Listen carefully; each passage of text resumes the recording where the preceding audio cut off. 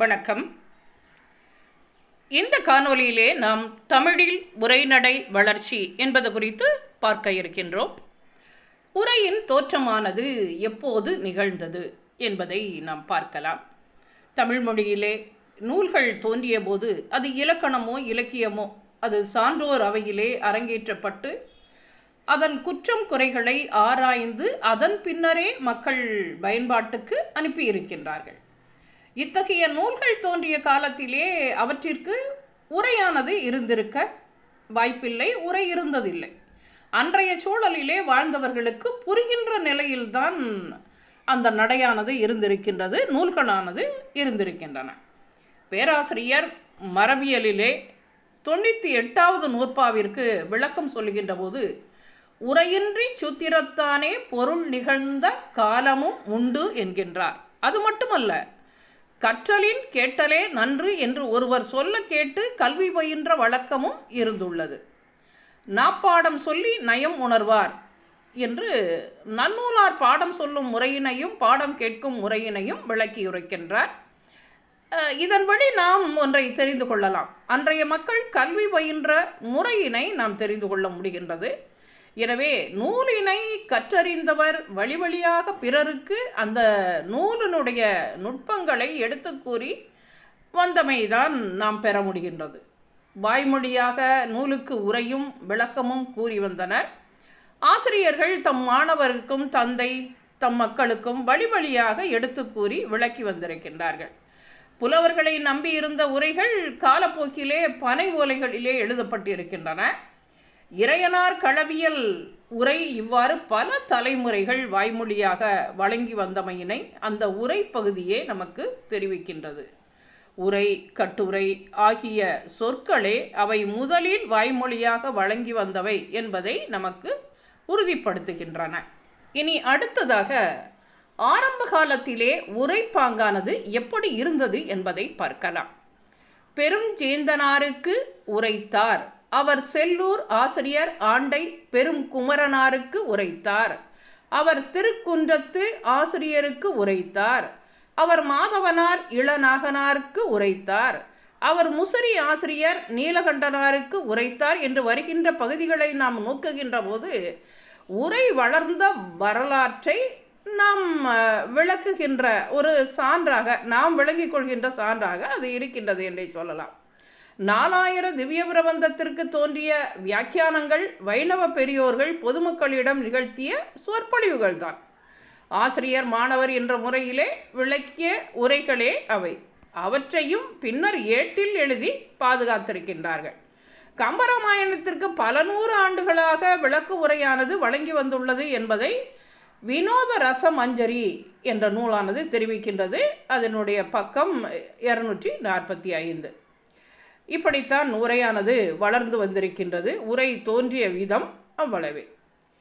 அடுத்த நிலையிலே வினாவிடை முறையிலே அமைந்த உரை வகை அது எப்படி தோன்றியிருக்கும் என்றால், மாணவர்களுக்கு ஆசிரியர்கள் பாடம் சொல்வது போல அமைந்திருக்கும்.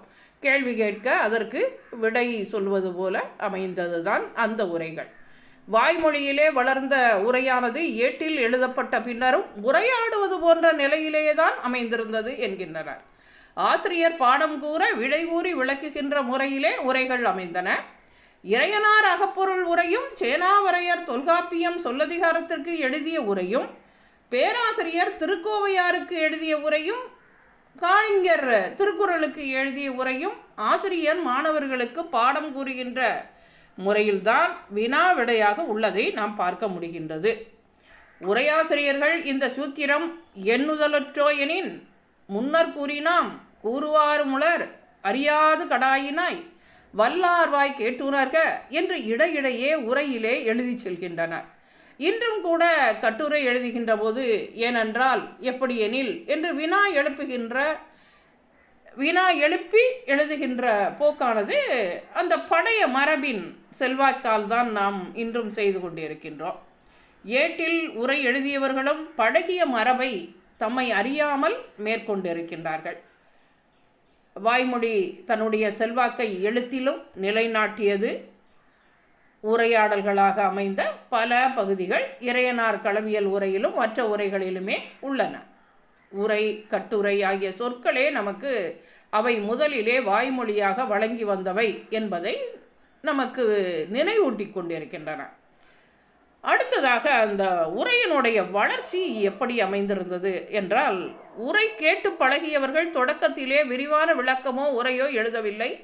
இதற்கு மற்றொரு காரணம், பனை ஓலையில் விரிவாக எழுதுவது என்பது இடர்பாடு உடையதாக இருந்திருக்கலாம். இதனால் விளக்க வேண்டியவற்றை எழுதாமல் வாயால் கூறியே விளக்கி வந்தனர். விரிப்பின் பெருகும் விரிவஞ்சி விடுத்தாம் வல்லார்வாய் கேட்டுள்ளார்க வந்த வழி காண்க என்று உரையாசிரியர்கள் இடையிடையே எழுதுவதிலிருந்து நாம் இதனை உணர்ந்து கொள்ள முடிகின்றது. அரும் சொற்களுக்கு பொருளும் சொற்களை கொண்டு கூட்டி முடிக்கின்ற வகையும் சில வரலாற்று குறிப்பும் மிகச் சுருக்கமாகவே எழுதியிருக்கின்றார்கள். அடுத்த நிலையிலே குறிப்புரைகளாக எழுதியிருக்கின்றார்கள் உரையினை. அந்த குறிப்புரைகளின் வளர்ச்சி நிலை எப்படி இருந்தது என்பதை நாம் பார்க்கலாம். சிலப்பதிகாரத்திற்கு முதலில் அரும்பத உரை தோன்றியிருக்கின்றது.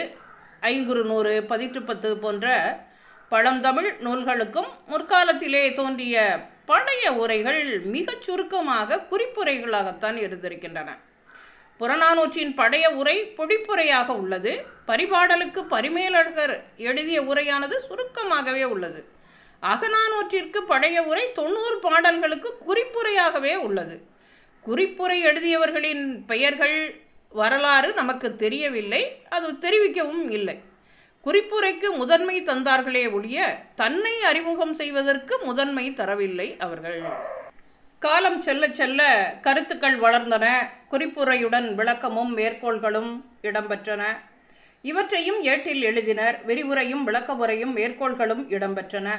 மயிலைநாதர் உரையின் பல்வேறு வகைகளை விரிவாக விளக்கியிருக்கின்றார். முன்னவர் எழுதிய குறிப்புகளோடு புதிய கருத்துக்களையும் சேர்த்து உரைகளை எழுதியிருக்கின்றார்கள். விளக்க வேண்டியவைகளை விளக்கி, விளக்க வேண்டியவைகளை விளக்கி பல புதிய கருத்துக்களை எழுதியிருக்கின்றார்கள். அதனால் பின்வந்தவர்கள் உரைகள் போற்றப்பட்டன. இதிலே சிறப்பு பெற்ற உரைகள் என்ன என்பதை அடுத்து வருகின்ற பகுதியிலே நாம் பார்க்கலாம். இளம்பூரணருக்கு பின் வந்த தொல்காப்பிய உரைகள் செல்வாக்கு பெற்றன. திருவாய்மொழிக்கு 6000 படி, 9000 படி, 24,000 படி ஆகிய வியாக்கியானங்களுக்கு பின் தோன்றிய 36,000 படி ஈடு என்ற சிறப்பினை பெற்றது. 9 உரைகளுக்கு பின் தோன்றிய திருக்குறள் பரிமேலழகர் உரை சிறப்பு பெற்றது. மயிலைநாதனுக்கும் சங்கர நமச்சிவாயருக்கும் பின் தோன்றிய சிவஞான முனிவரின் நன்னூல் உரை செல்வாக்கு பெற்றது. சிவஞான போதத்திற்கு பல உரைகள் தோன்றிய பின் எழுந்த சிவஞான பாடியம் சிறப்பு பெற்றது. அதன் பின்னர் உரைக்கு உரை எழுதியிருக்கின்றார்கள். உரையாசிரியர்கள் எழுதிய உரைகளுக்கு விளக்கம் எழுதியிருக்கின்றார்கள். அந்த நிலையும் வந்திருக்கின்றது. அது என்ன என்று பார்ப்போம். உரைக்கு உரை, உரையாசிரியர்கள் எழுதிய உரை விளக்கங்கள் காலப்போக்கிலே விளங்காத நிலை அடைந்திருக்கின்றன. பொருள் விளங்கவில்லை. அந்த பொருள் விளங்காத நிலையை பெற்றபோது அதனால் உரைக்கு உரை எழுத வேண்டிய தேவையும் ஏற்பட்டது. அதன் விளைவாக உரைக்கு உரை பல தோன்றின. 4000 திவ்ய பிரபந்த வாக்கியங்களுக்கு பலரும் பல உரைகள் எழுதினர்.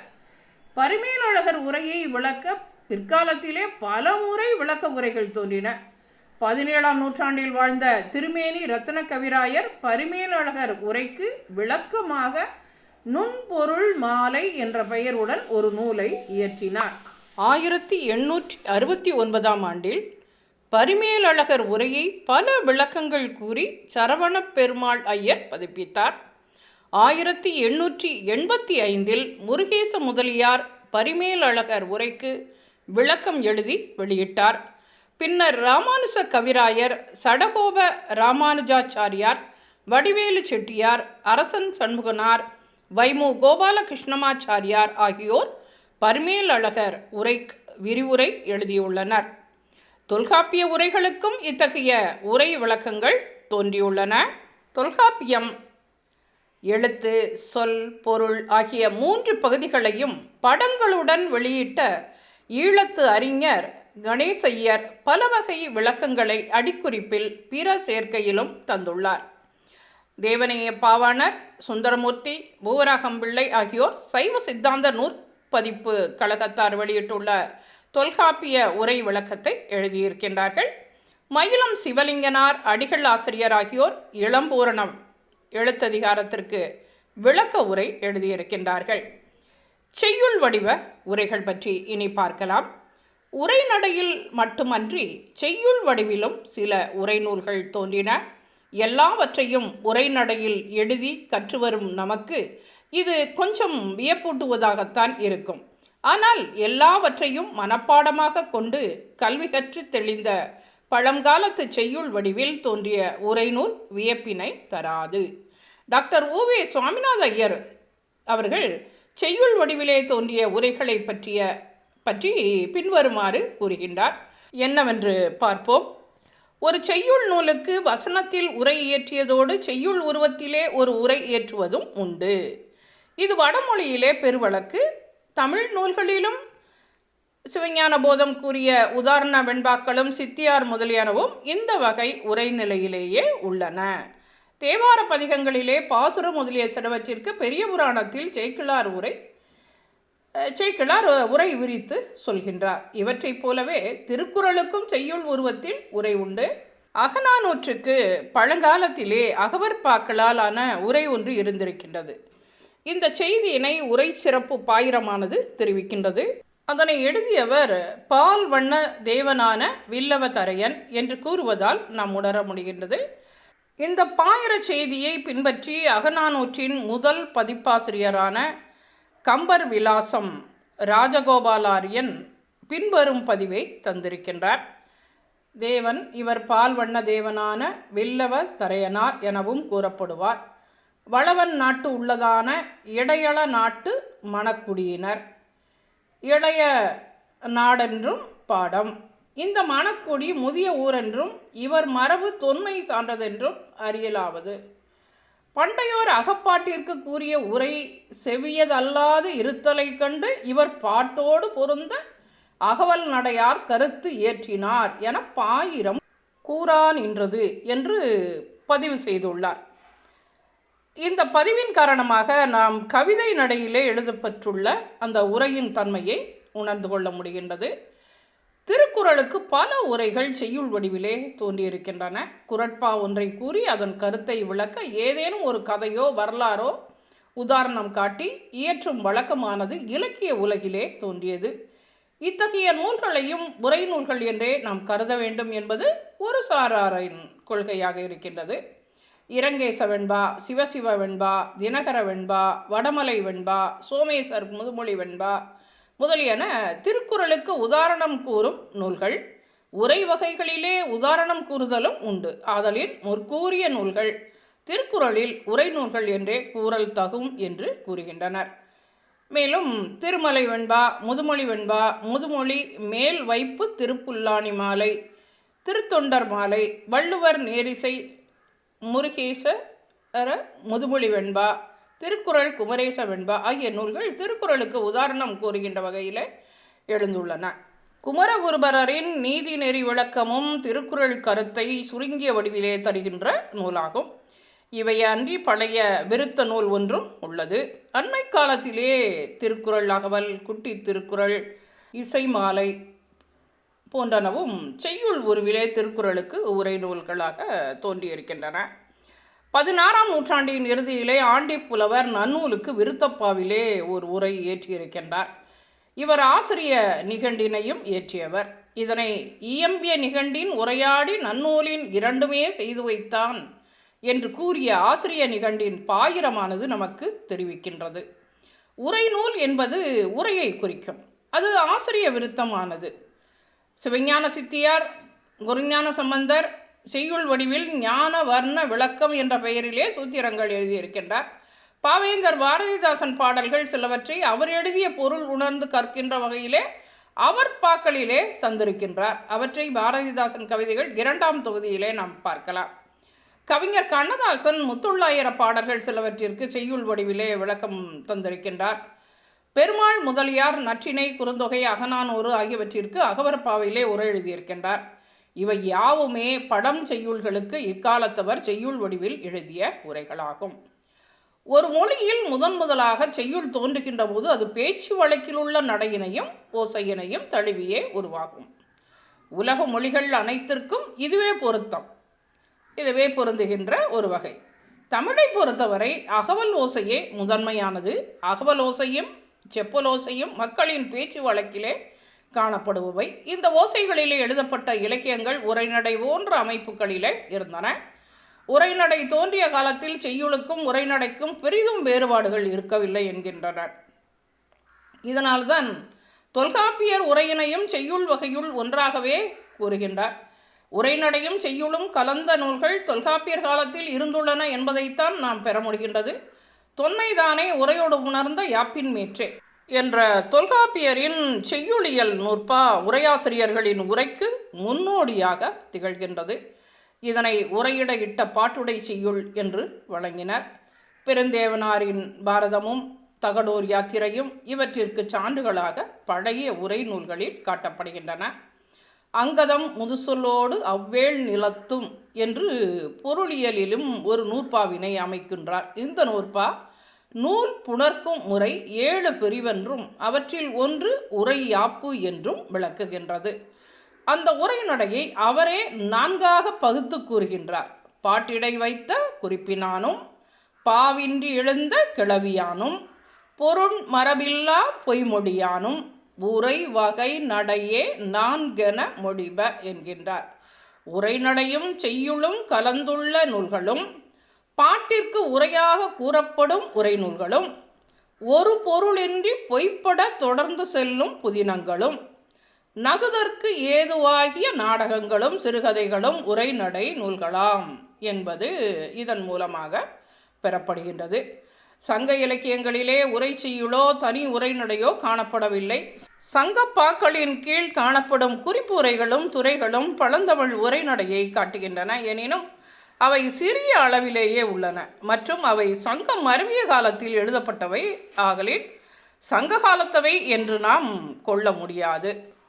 சங்க இலக்கியத்தைச் சேர்ந்த கல்வெட்டுக்களால் ஓரளவு அக்காலத்து உரைநடை பண்புகளை காண இயலும். பேச்சு தமிழில் உள்ள கல்வெட்டுக்களால் ஓரளவு அக்காலத்திய உரைநடை பண்புகளை காண முடியுமே தவிர முழுவதுமாக நாம் அறிந்து கொள்ள இயலாது. பேச்சு தமிழில் உள்ள அந்த கல்வெட்டுக்கள் வலுவும் பிழைகளும் மிக்கனவாக உள்ளன. பேச்சு மொழியை ஆய்வு செய்வதற்கு கல்வெட்டுக்கள் ஓரளவு உதவலாம். சங்கம் மருவிய கால இலக்கியமான சிலப்பதிகாரம் உரையிட இட்ட பாட்டுடை செய்யுளாக உள்ளது. அங்கு காணப்படும் முறைகள் உரைப்பாட்டு மடை, உரைவெறு கட்டுரை, கட்டுரை என பல குறியீடுகளோடு விளங்குகின்றன. பல உரைப்பகுதிகள் பாட்டு போலவே உள்ளன. தனித்த செய்யுள் கலவாத உரைநடை சிலம்பில் குறைவே. அடுத்ததாக நக்கீரரின் உரை கிபி 8 அல்லது 9ஆம் நூற்றாண்டு என்று சொல்கின்றார்கள். உரைநூல் வரிசையிலே முதலில் தோன்றியதாக கருதப்பெறுகின்ற இறையனார் களவியல் உரை மிக விளக்கமாக அமைந்துள்ளது. இந்த உரையானது கடைச்சங்க காலத்து இறுதியிலே உரைக்கப்பட்டு 14 தலைமுறைகள் கழித்து கிபி 8ஆம் நூற்றாண்டில் ஏட்டில் எழுதப்பட்டது என்று சொல்கின்றார்கள். அந்த உரையிலே சிறிதும் பெரிதுமான தொடர்கள் அமைந்திருக்கின்றன. சொற்பொருள் விளக்கம், வர்ணனை போன்ற சிறப்பு கூறுகளை இந்த நூலானது கொண்டிருக்கின்றது. இதன் போக்கு தனித்த உரைநடையாக இல்லாமல் உரை செய்யுளாக காணப்படுகின்றது. முன்பு பலர் இதனை மனப்பாடம் செய்து பழகியிருக்கின்றார்கள். இலக்கிய நடை பயில்வோருக்கு சுவை மிகுந்ததாக இது இருக்கும். செம்மாந்த இலக்கிய நடையிலே எழுதப்பட்டுள்ளது. யாங்கனம் நிற்குமோவெனின் சந்தனமும் சண்பகமும் தேமாவும் தீம்பலவும் மாசினியும் அசோகும் கோங்கும் வேங்கையும் குரவமும் விரிந்து நாகமும் திலகமும் நரவும் நந்தியும் மாதவியும் மல்லிகையும் அவ்வளோடு மனம் கமழ்ந்து என்று இறையனார் களவியல் உரையிலே நாம் பார்க்க முடிகின்றது. 3 சங்கங்களை பற்றி முதலிலே கூறியவர் இவரே. முதுநாரை, முதுகுருகு, களரியாவிரை, அகத்தியம், வெண்டாளி, வியாழமாலை முதலான பல நூல்கள் இருந்தமையினை இவரின் உரையால் மட்டுமே நாம் தெரிந்து கொள்ள முடிகின்றது. கிபி 10ஆம் நூற்றாண்டிலிருந்து உரை நூல்கள் தமிழிலே பல்கி பெருகின. தொல்காப்பிய உரையாசிரியர்களான இளம்பொருணர், தெய்வச்சிலையார், கல்லாடனார், பேராசிரியர் சேனாவரையர், நச்சினார்க்கினியர் போன்றோர் இந்த காலகட்டத்திலே உரை இயற்றினர். இனி அடுத்த காணொலியிலே தொல்காப்பியத்திற்கான உரை மற்றும் பக்தி இலக்கியங்களுக்கான உரைகளை நாம் பார்க்கலாம். மீண்டும் அடுத்த காணொலியோடு உங்களை சந்திக்கின்றேன். நன்றி, வணக்கம்.